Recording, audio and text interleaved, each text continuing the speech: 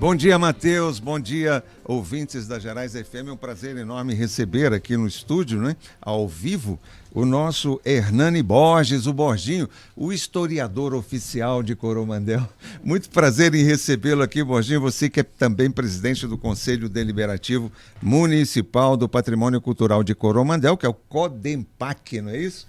E ninguém mais autorizado do que você para falar sobre esses eventos comemorativos do centenário, mas também, principalmente, né, de um lançamento importante que vamos ter hoje aqui, que é um livro, né, uma publicação de criação coletiva, né, mas organizado pela jornalista Maria do Rosário Caetano, né, nossa conterrânea aqui de Coromandel, minha contemporânea. Tive a oportunidade de conviver com ela muito aqui em Coromandel, ainda como adolescente, mas depois em Brasília como jornalista. Ela trabalhou durante muitos anos no Correio Brasiliense, se destacou muito como crítica de cinema e hoje mora em São Paulo, não é? E vendo aqui o livro pela primeira vez, que o Borginho me trouxe, eu fiquei muito feliz com o resultado. É uma criação coletiva muito interessante, um livro que não pode faltar na casa de cada coromandelense, porque conta a história de Coromandel de uma forma magistral, por meio de vários autores, né? Eu tive, inclusive, a oportunidade de participar também com o meu depoimento. Eu vou até pedir ao Matheus aqui que mostre aqui mais próximo da câmera a capa desse livro, que se chama Coromandel Centenária, Memórias e Afetos. Que vamos mostrar Matheus. Lá, pessoal. Então esse é o livro que vai estar sendo lançado hoje à tarde, por volta de 16 horas, não é, Borginho? Aqui na Casa da Cultura de Coromandel. Exato. Bom dia, ouvintes da Gerais. Bom dia, Priscila, Álvaro, Matheus. Bom dia. Bom dia a todos os ouvintes. Hoje vai ser 16 horas, a partir das 16 na Casa da Cultura. Esse filhote aí, que é a minha primeira experiência, né, de livro, eu fiquei emocionado quando eu recebi da transportadora lá em casa. Eu também gostei demais dele. Eu já vinha mais acompanhando com a Zarinha essa construção desse livro, essa montagem dele através dos conteúdos. Foram surgindo conteúdos, nós fomos correndo atrás e fomos montando fotografias. Tem fotografias aí surpreendentes, por exemplo. Já vamos entrar na história. Tem uma fotografia aí do cinema em construção ainda, o cinema que foi construído, inaugurado em 57. Nós temos a fotografia dele. Fantástico, lá em cima, ainda com o Sr. Geraldo Caetano, que é o pai da Zarinha e construtor do cinema, juntamente com o irmão dele, que era o Sr. Caetano, que depois saiu da sociedade, entrou o Sr. Alírio e o Sr. Joaquim Pena. Nessa construção está lá o Sr. Geraldo, o Sr. Joaquim Pena e o Sr. Alírio. Então é muito interessante. Eram os sócios do Cine União, que foi durante muitos anos uma referência fundamental para gerações de coromandelenses, inclusive para a nossa, né? Para todos nós. Marcou toda uma geração, né? Mas fala um pouco sobre o lançamento desse livro e da importância dele aí para registrar a história de Coromandel. Álvaro, a vontade de conhecer Coromandel me fez historiador, né, no caso, só com essa experiência, se é que posso ser chamado de historiador por essa experiência só. Mas eu acho que já valeu a pena, porque o trabalho de pesquisa que nós fizemos foi um trabalho muito interessante, porque eu fugi da história da tradição oral, em que Coromandel foi um nome de viajantes da costa da Índia e tal. Aí a gente foi averiguar e que, na realidade, o nome Coromandel pode ter surgido dessa situação, mas até chegar lá tem a designação do Carabandela, que tem uma documentação em livros que nós podemos compreender o porquê da Carabandela, né? Porquê do Carabandela. Por exemplo, já vamos entrar na história. Tem um depoimento do Dr. Sebastião no livro dele, ele que fala que o pai dele, o Sr. Egídio Machado, contava que os escravizados da época chamava o demônio, o capeta, de Curubandela, na língua nativa deles. Curubandela. Então é muito interessante. E depois pode ter uma corruptela. Mas por que Carabandela? Aí nós temos que fazer um apanhado histórico, porque na região nossa aqui de Patrocínio para cima, até para lá da Ibiá, Serra da Saudade, era o sertão do Campo Grande. Esse sertão do Campo Grande era cheio de quilombos e de fugitivos da coroa que não dava conta de pagar os impostos, né, o quinto dos infernos. Então, eles fugiam aqui para o sertão do Campo Grande, em que ninguém entrava, nem o exército imperial. porque era dominado por um líder lá chamado, era conhecido como Rei Ambrósio, em que ele derrotava até o exército imperial. Então as pessoas ficavam ali com segurança e ninguém tinha coragem de passar por ali. A lei não chegava ali. Então todo mundo se escondia ali. E esse pessoal instalando lá, eles invadiam fazendas, etc, etc. E tem um livro do Costa Matos, que ele passou por aqui, e ele tem um resumozinho o porquê do Carabandela. Então ele conta que Carabandela era o apelido do senhor Domingos Pereira de Lacerda. Sim. Então ele tinha o apelido de Carabandela. Por que Carabandela? Aí já é uma dedução das pesquisas, já a gente tentando pela intuição também, porque ele criou uma relação dele, uma afinidade dele com um espírito maligno, que já era para um corruptela chamado de Carabandela. Então falava Carabandela, todo mundo entendia como espírito maligno, porque vinha do Curubandela lá dos escravos. Sei. Como ele tinha essa afinidade de Carabandela, ninguém invadia a fazenda dele.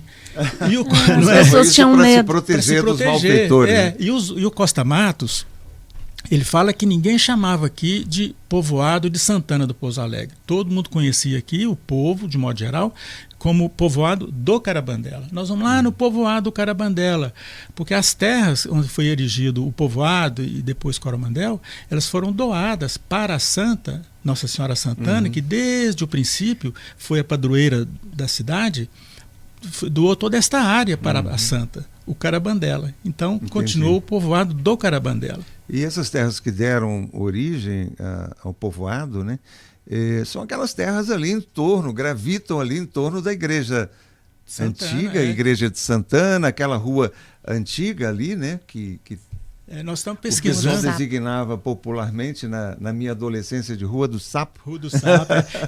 Nós estamos pesquisando o seguinte, porque há muitos anos atrás, assim, as coisas foram aparecendo para a gente. Eu vi fixado na parede lá do cartório do Djalma Dário, da Cátia Dário hoje, né, quando funcionava na Rua de Baixo, uma cópia xerox de uma certidão.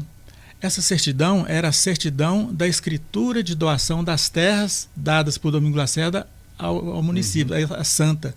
Eu achei aquilo muito interessante, pedi uma cópia, guardei essa cópia. E hoje nós estamos buscando o documento original, que é a escritura que surgiu nas pesquisas que nós fizemos por um processo judicial. Então nós procuramos em Patrocínio, que Coromandel pertencia a Patrocínio, já não existe. E na época, nós éramos distrito de Patrocínio, mas era Paracatu que tinha essa área do juiz, né? Aqui não tinha juiz. Era comarca, né? Comarca. Então, Patrocínio veio da comarca, depois que Patrocínio foi comarca. Então, antes disso, era Paracatu. E antes de Paracatu, era Araxá. Então, nós estamos voltando, né? Se não acharmos em Paracatu, nós vamos a Araxá também, que era a comarca primeira. E para achar o documento original desta escritura, ela foi lá, a gente, pela narração, ela foi passada em 3 dias, então tem todo um processo judicial de questionamento, vamos medir e tal, e eles narram que foi medida a partir da capela, porque existia uma capela, sabe? Não existia a igreja ali ainda, existia uma capela, que inclusive um francês que passou por aqui, Auguste de Saint-Hilaire, em 1819, ele conta que assistia uma missa nessa capela, que era só 2 águas, né? Tinha só o telhado. E eles protegeram o ambiente sagrado do profano através de folhas de palmeira. Você sabe que ali naquela praça tem inclusive o marco zero da cidade, né? Tem um marco de altitude, né? 904 metros. Na praça do Eduardo, ali na praça. Tem um marco do Instituto Geográfico lá. Instituto Geográfico. Bem, e você conta toda essa história na primeira parte do livro aqui, nesse texto do povoado de Carabandela a Coromandel. Coromandel. Tem toda essa aí. É o primeiro texto. A gente vem traçando por que existia, por que então que o Domingos Lacerda tinha essa fazenda, né? Tô doida para ler esse livro. Porque a província, o governador da província, por extensão do governador geral, ele doava terras para a pessoa com recurso conhecida, que eram as Sesmarias, né? E o Domingos Lacerda tinha uma grande fazenda, uma Sesmaria, que é chamada Pouso Alegre. Por isso que chama Santana, padroeira do Pouso Alegre, o nome da fazenda. Borginho, quanto tempo vocês levaram para construir esse livro? Nossa, isso foi quase 2 anos, viu? Quase 2 anos, desde o convite inicial da Zarinha Porque eu não sabia, ela me falou isso, a gente já estava envolvido com a história, aquela comunidade de fotografias que temos no Facebook, chama Coromandel, até convido os amigos aí para depois entrarem, que tem fotografias muito interessantes e vídeos interessantes. E ela me convidou, eu falei assim, gente, eu não vou dar conta de escrever. Ela pediu 10 páginas. Eu falei, como que eu vou achar 10 páginas? Mas vamos atrás. E acabou que nós escrevemos um pouco mais de 20 páginas, exprimido, porque cabe muito mais coisas ainda. A pesquisa rendeu bastante, rendeu, né, Borginho? Muito, e tem muita coisa. E detalhe, nós fomos nas fontes primárias, nesses depoimentos de pessoas que passaram aqui em 1818, 1819, o Costa Matos em 1824. Então, são pessoas que viram isso aqui. Né? Viram isso aqui. É interessante também, o Álvaro, Priscila, porque o meu sogro, o Sebastião Rabelo, inclusive foi ele que doou aquela área do estádio municipal, uma pessoa fantástica, né? Sim, uma obra ali na época do Nivaldo, né? Humberto. E ele gostava demais de Coromandel, desenvolvimentista, já prevendo que Coromandel ia crescer muito. Ele falava assim, Borginho, a minha família, a Machado Rabelo, eles vieram lá de São João del Rei. Eu não perguntei para ele não, mas eu falei assim, gente, mas São João, será que eles amanheceram um dia? Ela falou assim, acho que vou para Carabandela. Muitas pessoas na época caíram em desgraça lá e tiveram que sair, né? Mas aí, na época da Inconfidência. Como é que vieram para cá? Mas é que aí eles explicam o que determinou essa mudança? Não é que explica, mas na terra do Tancredo Neves pela nossa. A gente entende porque o ouro de lá foi se esgotando, as oportunidades, e começou a sair ouro em Paracatu, em Goiás, Mato Grosso. Aí a gente vai ver, mas como é que é essa história? É que, a marcha para o oeste. Né? tinha uma estrada real que ligava São João del Rei, Ibiá, passava Patrocínio, Douradinho, as pessoas narram passando por ali, no Rio Dourados, a Serra Dourada, então está tudo narrado. Uma variante daquela estrada real ali que vai de Diamantina até sul de Minas e Rio de Janeiro. Toda a estrada era real, era só existir estrada construída com autorização do Império. Não tinha como. Aí fizeram essa chamada Picada de Goiás. E o Diamante, sem dúvida nenhuma, era um ponto de atração muito forte para esses aventureiros. E surgiu já a conversa, diamante aqui, ouro em Paracatu. Eles devem ter saído de lá, vamos à cata de novas oportunidades. E vieram. Coromandel, Patrocínio. E Paracatu até hoje é um centro produtor de ouro, né? Olha, e forte. Bem, tem um texto aqui também da Tereza Cruvinel, jornalista também conterrânea nossa, com quem eu tive a oportunidade também de conviver durante muitos anos em Brasília. Eu estava naquela época na TV Globo como repórter político, e ela, como repórter política do jornal o Globo, ela tinha uma coluna ali. E a Tereza Cruvinel escreve uma parte aqui interessante, em que ela fala sobre, na origem, terra dos índios Caiapó. Né? Fala um pouquinho sobre isso também. Quer dizer, isso aqui foi terra dos índios Caiapó antes de tudo. Antes de tudo. O mais interessante, existe um livro que eu tenho lá, ele chama 1499. É um geógrafo com um viés historiador e que ele conta a história desses povos primitivos.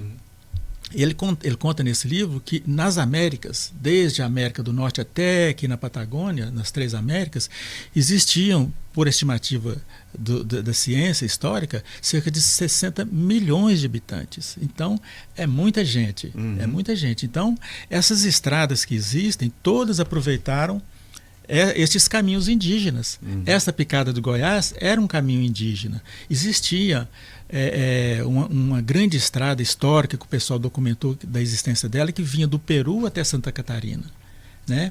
Do Peru até Santa Catarina. Cruzava todo.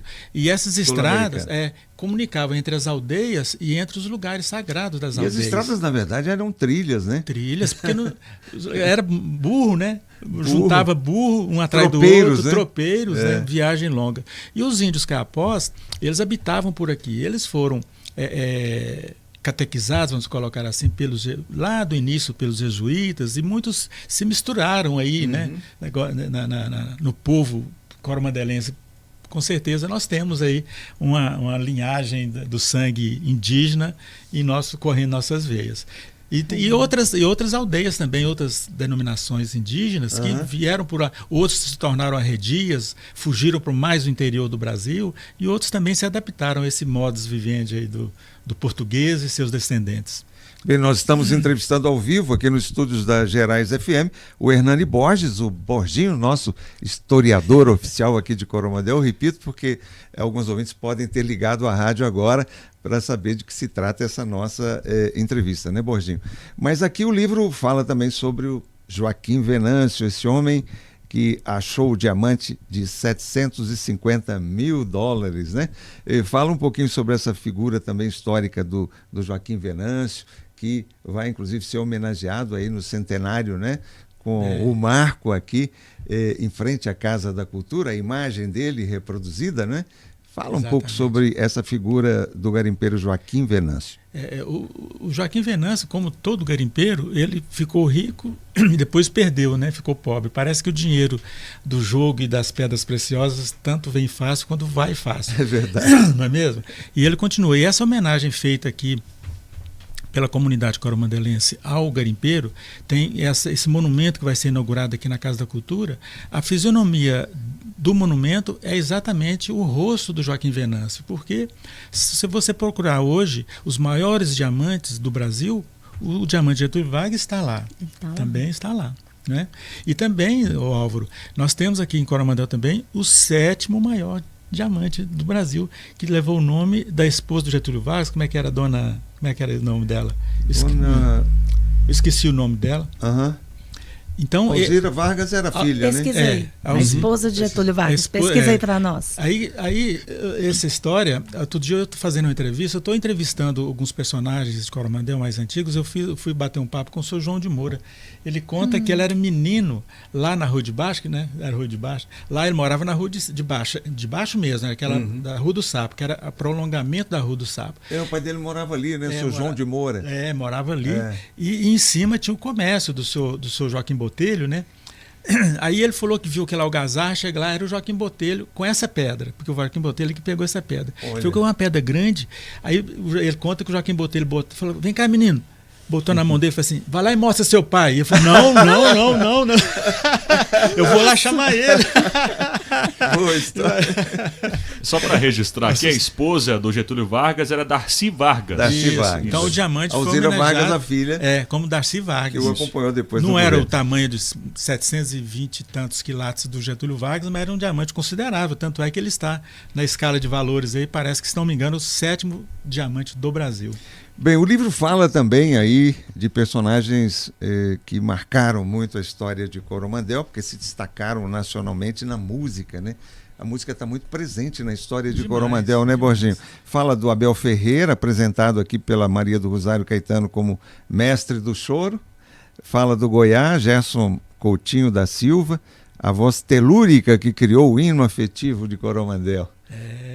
Exatamente. É interessante. Se me permite também, eu quero acrescentar que você vai ver na frente, porque eu que fiz o perfil do Biá. Do Biá. Né? O Biá é um personagem. O Biá era cunhado do Goiá. Do Goiá. Não é? O Biá é uma figura não tão popular em Coromandel, mas mais pela ausência dele a Coromandel. Aí é explicado, eu procurei explicar nesse perfil, porque o Goiá, ele era um músico, então ele vivia da música e vivia nesse ambiente musical. O Biá não, o Biá, ele era músico, era compositor, cantor, mas também ele era um burocrata da indústria do disco. Então ele era diretor, ele era produtor, ele lançou artistas. Nessa entrevista ele fala que ele lançou, por exemplo, Teixeirinha, lançou Valdir Soriano, né? Então ele era um executivo. Ele era executivo, ele era executivo daquelas gravadoras da época e ele não tinha tempo, né? E ele foi um compositor também inspirado. Ele teve um sucesso famoso, assim. Mais de um sucesso. Boneca Cobiçada, não é isso? Boneca Cobiçada. Eu cheguei a ver um vídeo do Biá interpretando Boneca Cobiçada. Era um programa da TV Cultura de São Paulo. Exatamente. Um programa antigo, assim, e fiquei impressionado com a performance dele. Ele conta assim, que o Bolinha, que é um personagem da época, que fez o poema, escreveu uma música, falou assim: vai lá em Boston uma guarânia lá. Então, era o ritmo da música sertaneja da época. E ele falou que ficou com aquele negócio assim: mas guarânia não vai dar certo, isso vai ser só mais uma. E botou em ritmo de bolero, que ela é um bolero. E ele conta que foi uma revolução danada, só que ninguém queria. As rádios não tocavam, e eles continuaram gravaram o disco e foram fazer show pelo da BI Palmeira, né? Então foram para esse Brasil afora. Chegou de volta a São Paulo, o disco já tinha vendido mais de 50 mil cópias. Já estava famoso. Já estava famoso. E outro nome interessante também, eu até mostrei para Priscila aqui, eu falei, Priscila, vê lá no... Eu até falo para os ouvintes aqui, lá na comunidade Coromandel do Facebook, é só Coromandel. Lá tem um vídeo, tem alguns vídeos da Maria do Rosário, da Maria Badia, do Arquimedes, declamando um poema que o Goiás fez quando ele visitou aqui, e comentei com ela também, do Biá, de uma música famosa. Eu falei assim, tem um coro de boi ali no fundo, ali na rádio, eu falei, o coro de boi é uma música do Biá. Ela falou, deixa eu ver. E foi lá, pesquisou na hora, né, tem essas tecnologias, né? A hora que começou a pontear a música, ela sabia de cor, e não sabia que era do Biá, assim, né? Gravada também pelo Sérgio Reis, né? Então, grandes cantores gravaram a música. Eu não sabia que era do Biá. Pois é, então a gente falta mesmo também o nosso interesse, a gente divulgar sempre, porque o Biá, ele é tanto quanto famoso quanto o Goiás, embora não tenha essa veia telúrica, como diz isso.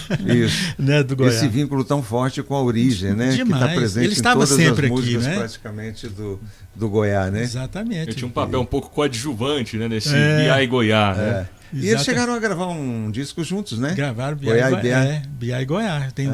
E tem composições dos dois, né? Que sempre é bom a gente estar ouvindo e valorizar com dignamente o Biá, porque ele é um grande compositor também, um grande músico.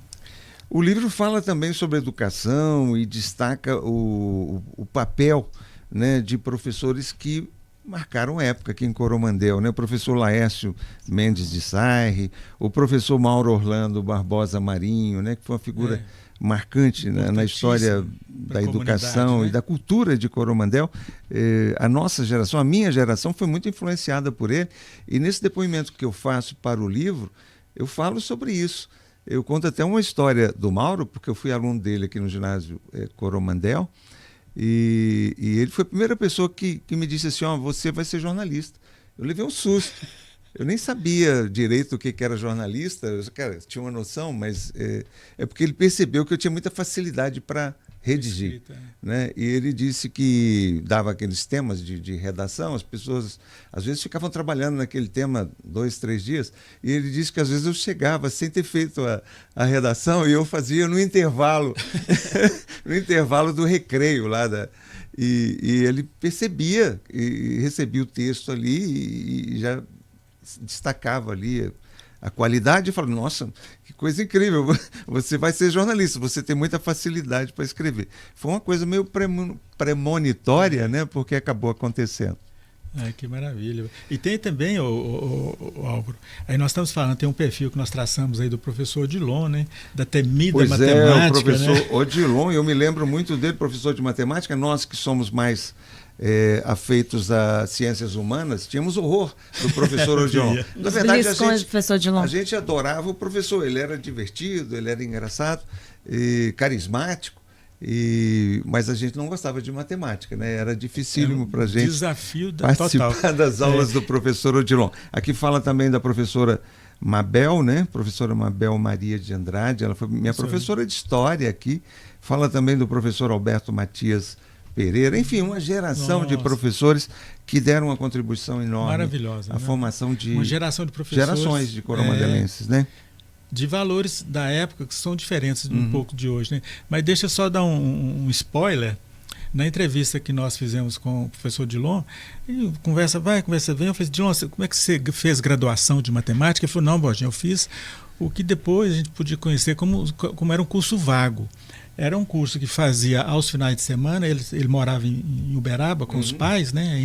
Morava lá, e apareceu um curso vago do professor de uma escola de São Paulo, que veio o professor Júlio Santos, e ele fazia esse curso vago de várias especialidades. Então ele fez de matemática e fez de ciências. E aqui ele lecionou matemática e ciência. Eu falei, mas que legal. Ele falou assim, o detalhe, você sabe quem que é Júlio Santos? Ele me falou, eu falei assim, eu não conheço Júlio Santos.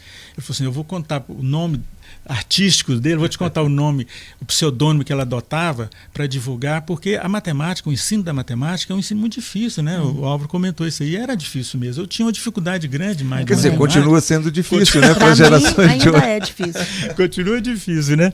Ele falou assim, ó, quem deu esse curso para mim, esse professor Júlio Santos, para facilitar o entendimento, ele criou um personagem para fazer os livros. E o livro dele fez muito sucesso, chamado O Homem que Calculava. Ele é o professor Malbataan. Então, o nosso professor Dilon, ele foi aluno do Malbataan. Olha que maravilha. Isso a gente narra aí no livro também. Fantástico, gente, uma descoberta. Assim. A hora que eu falei isso para a Zarinha, ela ficou encantada. Eu falei, olha que coisa para você ver. O Borginho, e a gente percebe também que Coromandel é uma terra de jornalistas, né?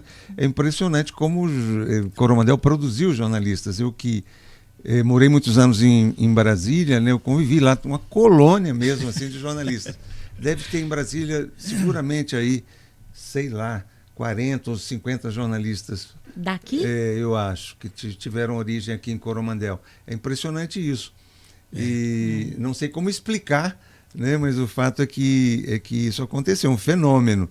E a Zarinha, Maria do Rosário Caetano, soube explorar isso muito bem, porque ela pensou depoimentos de jornalistas, contando também parte dessa história mais recente, vamos dizer assim, de Coromandel e por que acabaram se definindo pelo jornalismo. E aqui se tem também uma visão muito ampla e diversificada da cidade a partir do depoimento desses jornalistas, né? Eu tive a honra de participar, falando muito sobre jornalismo e também depois um pouco sobre a minha experiência na TV Globo como repórter político, com um depoimento chamado A Profissão que Eu Amo. Depois vem um depoimento da Antonieta Goulart, né, que também se destacou muito no jornalismo de Brasília. Eu convivi muito com ela lá. Durante muito tempo ela chefiou o jornalismo da TV Bandeirantes, quando eu estava na TV Globo.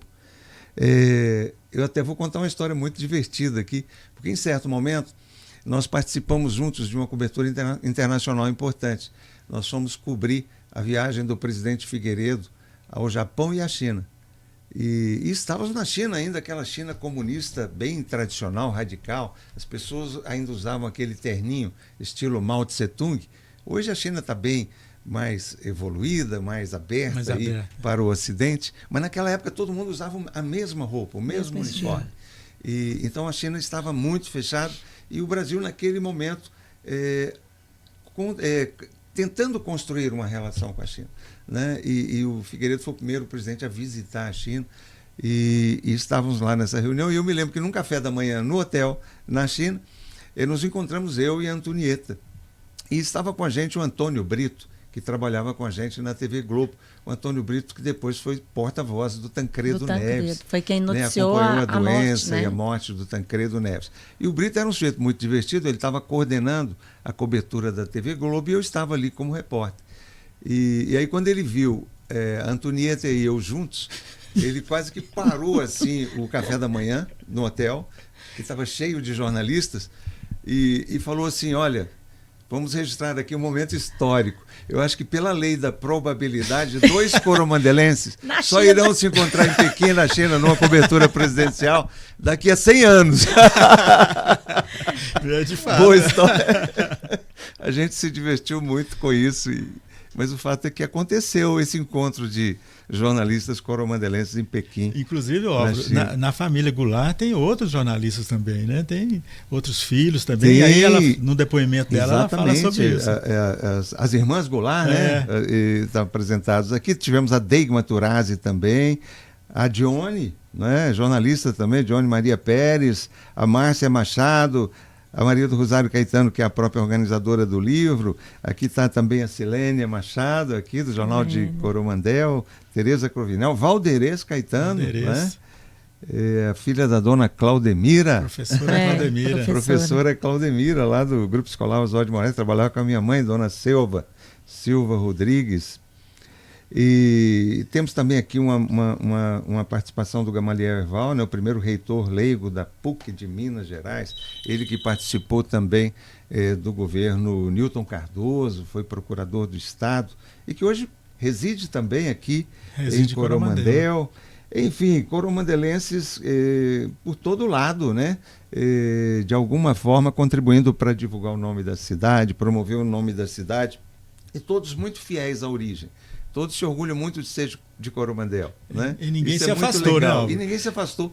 Coromandel realmente tem um imã, assim, uma atração muito forte, né?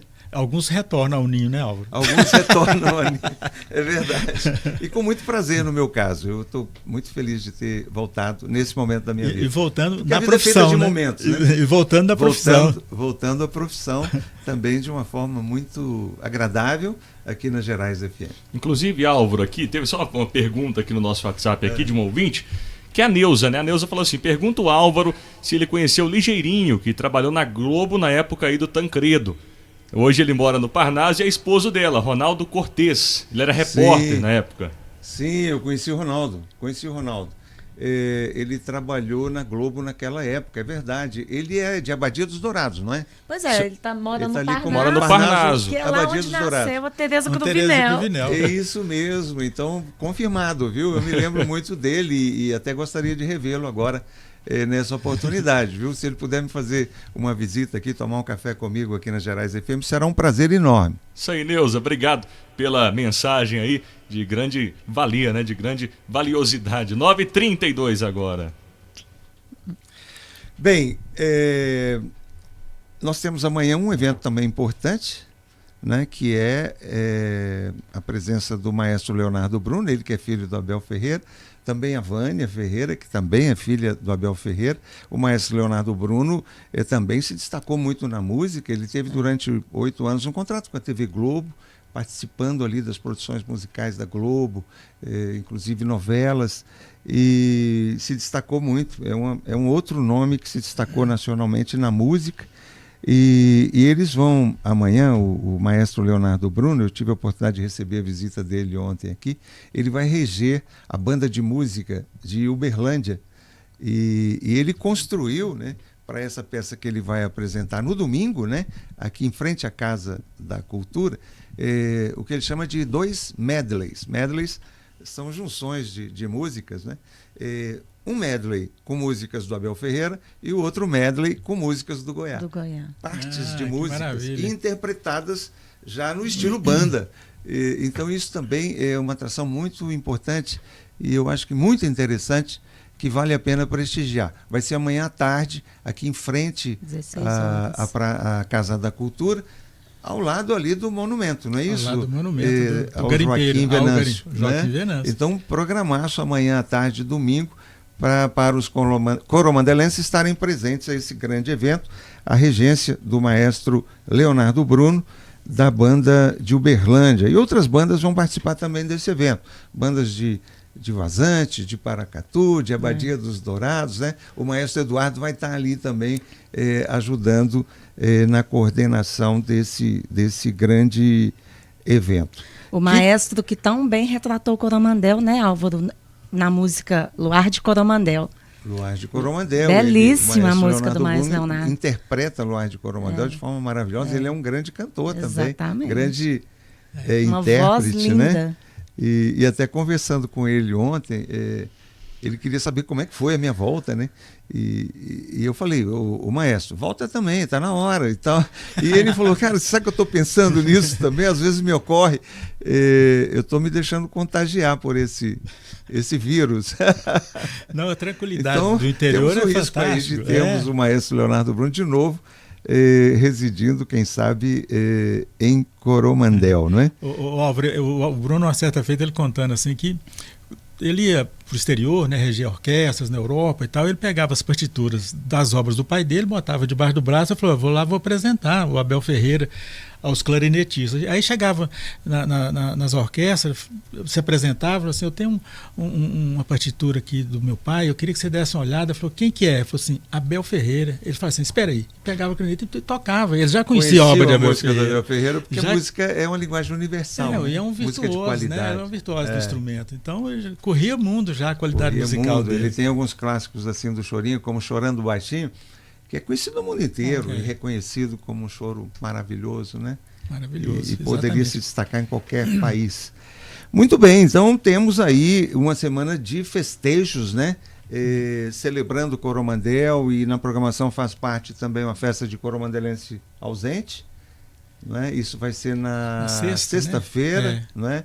Na quarta-feira à noite teremos aquela honraria, Cidadão Centenário. A Cidadão Centenário, são cidadãos de Coromandel que vão ser homenageados.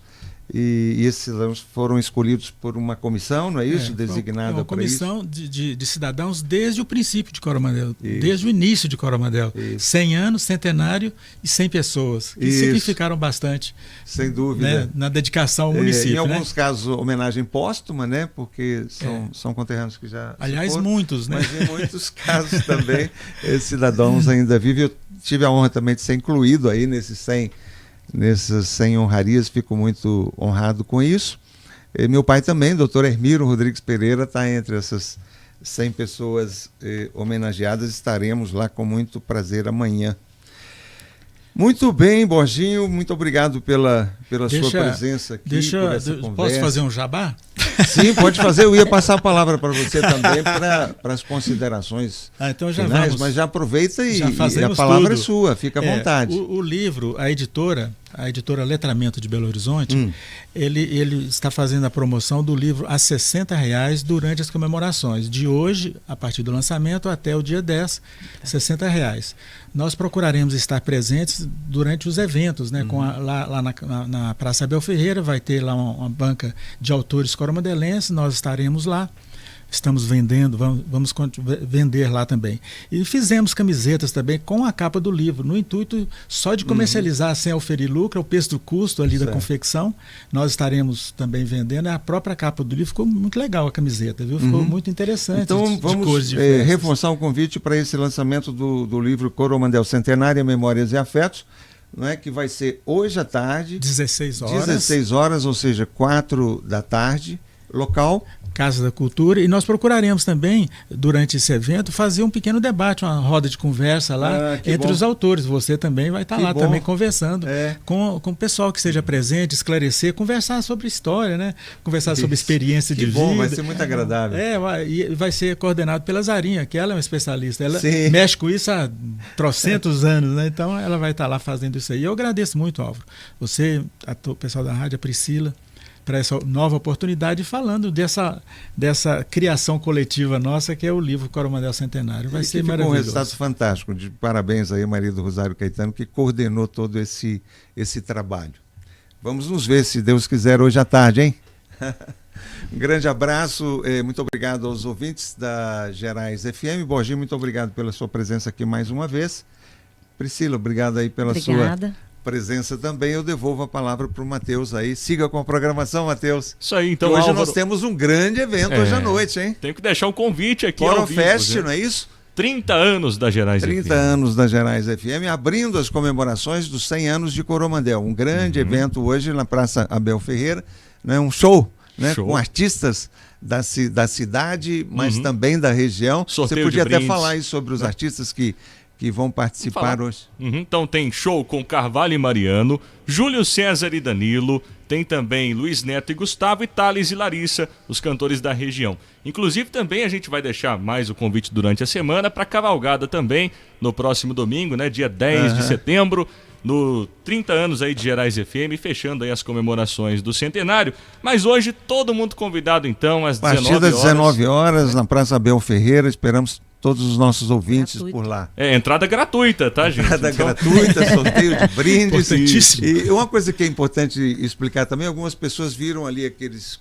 4 artistas, as 4 duplas, e Corofest, o nome Corofest remete a um evento que pode ter mais de um dia. E fala, vem cá, mas não estou entendendo, são 4 duplas num dia ou em mais dias? Aí é bom explicar que não, as 4 duplas vão se apresentar hoje à noite, não é isso? Né? São 4 shows, 4 shows ali ao longo da noite, começando por volta de 7 da noite, 7 e pouco, não é isso? E com a primeira dupla, que eu acho que é... Qual que vai se apresentar primeiro? Se eu não me engano, Se eu não me engano, acho que é Carvalho e Mariano. Carvalho e Mariano abrem, né? Tem que perguntar para o pessoal da organização. Mas, depois tem Thales e Larissa, né? Isso, Luiz Neto e Gustavo. E também Júlio César e Danilo. Então, uma sequência de shows hoje à noite na Praça Abel Ferreira. Contamos com a presença de todos. Muito obrigado aos ouvintes.